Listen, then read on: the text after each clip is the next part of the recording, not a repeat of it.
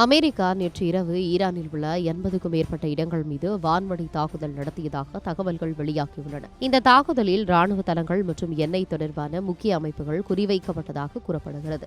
சில நாட்களுக்கு முன்பு சவுதி அரேபியா மற்றும் கத்தாருக்கு சொந்தமான எண்ணெய் டேங்கர் கப்பல்கள் மீது ட்ரோன் தாக்குதல் நடைபெற்றது. அந்த தாக்குதலுக்கு ஈரானே காரணம் என்று அமெரிக்கா குற்றம் சாட்டியிருந்தது.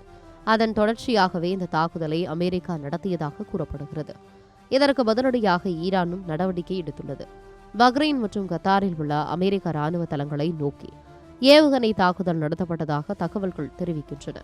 இதனால் அந்த பகுதியில் பாதுகாப்பு எச்சரிக்கை சைரன்கள் ஒலிக்கப்பட்டன.